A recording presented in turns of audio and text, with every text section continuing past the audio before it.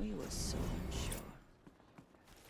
Aloy, how kind of you to spend a moment with me before you depart. There can be no doubt now. You are a blessing made flesh, the will of the goddess incarnate. It's really not that simple, Tirsa. But I guess it's close enough. I know the path ahead will be dangerous. To kill a metal devil sounds impossible, but I believe in you. Thank you.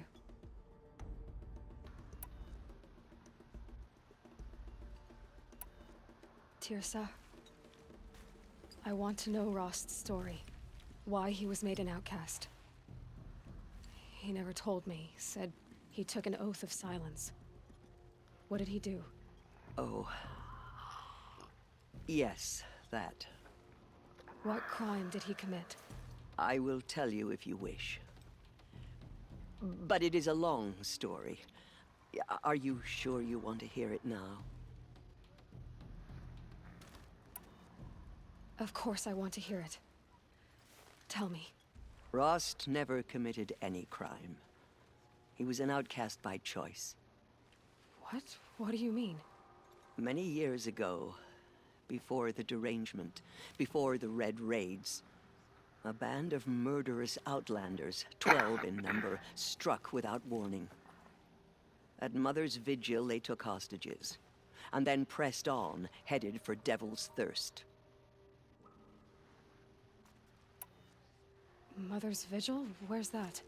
You would know it as the Forsaken Village, near the Karja border. But at the time, many families lived there. Rost's was one of them. His mate was killed fighting the Outlanders, and his daughter was among those taken hostage. His daughter? What was her name? Alana. She was just 6 years old. Nora Braves couldn't stop 12 Outlanders? Or rescue the hostages? It was quite impossible. We outnumbered them, but every time a Brave came within bowshot, the Outlanders killed a hostage. What did they come here to do? That was never discovered.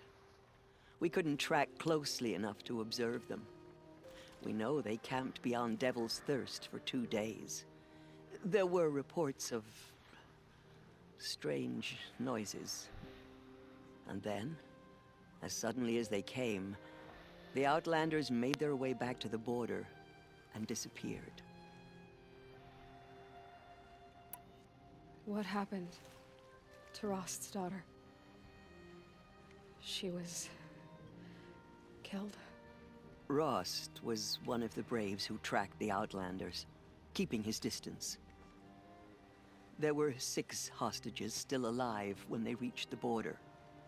Alana among them. Rather than release them, the Outlanders slit their throats and left the corpses just across the border, mocking us. Why? Cruelty. They knew the faithful Nora would not leave the sacred land to collect the bodies, let alone pursue them. They thought themselves safe from our vengeance. Are you saying that Rost went after them? That he became an exile? No. Rost was beside himself with grief, but even so, he would never have broken taboo. Then what did he do? He called upon the most terrible and secret rite of the Nora tribe. He begged to be made a Death Seeker. A Death Seeker? What is that? One who dies to go seeking, and in seeking, brings death to others. The ritual drags the spirit from one's body, releasing it to All Mother's care. The heart beats, the mind thinks, but the spirit has moved on. I don't understand. Rost went after the Outlanders, but his spirit never left. It remained here with All Mother. He gathered the bodies of the slain and returned them. And then he set out in pursuit, not as an exile, but a weapon of vengeance. A barbed arrow shot from a bow, never to return.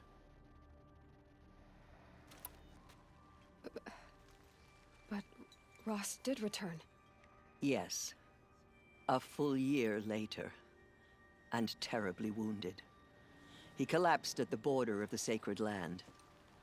A hunting party came upon him. He was delirious, in agony. By law, he should have died where he lay. But one of the hunters broke taboo, and reaching across the border, she dragged him to our side. Who was she? A brave who'd lost a mate and 2 sons to the very outlanders that Rost pursued. So, Rost never finished his mission. To the contrary, he killed all 12. Tracked them to disparate places the world over, he said. Meridian, Ban-Ur, the Claim, Utaru land, further even, into the Forbidden West. The last he killed nearly got the best of him. Wounded, he stumbled and crawled back to us, hoping to die as close to the sacred land as he could.